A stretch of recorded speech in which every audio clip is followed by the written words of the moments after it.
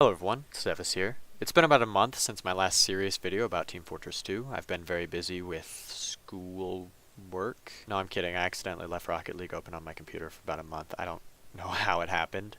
I just sat there racking up hours for a month. I don't know how. I don't know. Today I'm going to tackle a pretty large issue in the TF2 community, and that is WM1. I know it's an insult to your intelligence to explain what WM1 is, but if anyone doesn't know what WM1 is, it is when pyros walk forward using their W key and hold the mouse one, which spews flames everywhere. They can pretty much annihilate anyone in their path. Many people's arguments for WM1 is that Pyro actually has relatively low DPS, which is true. However, I don't think that anyone can argue that in practice, it doesn't matter. WM1 is a problem, and I'm going to say that out right now. I think WM1 pyros are more effective than combo pyros in the general sense. Now, XX Pyro Main XX, before you comment, actually, Sevis, a combo is much more effective than WM1. You can check out my flare gun frag movie and I'll show you. I don't want to undermine that combos like the degreaser and the flare gun are effective when used properly. They are much more effective than WM1.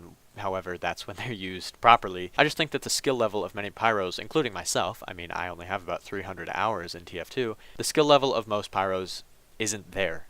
So, I've established that I think WM1 is an issue for TF2. Now, a solution. This is a representation of how flamethrower damage works in TF2.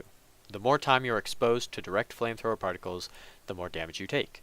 This is a representation of how flamethrower damage should work in TF2.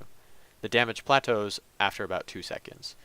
The linear damage that the flamethrower puts out is the annoying part. Afterburn isn't that big of a deal. 1, it was nerfed in the last update, and 2, there are health packs, friendly pyros, dispensers, and medics. It's not hard to get rid of Afterburn.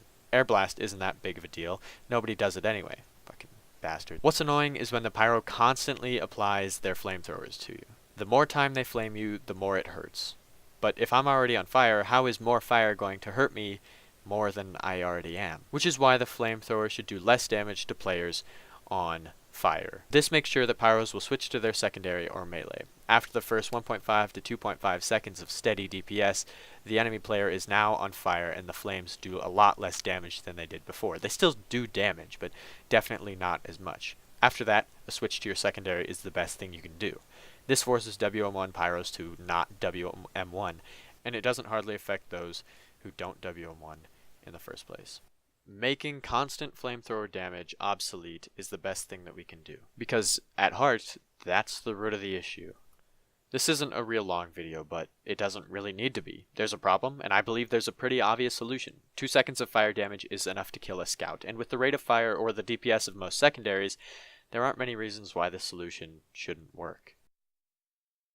Thank you for liking the video and commenting. It does mean a lot to me to see your comments. So, anyways, I'll see you in the next video. Thank you, and goodbye.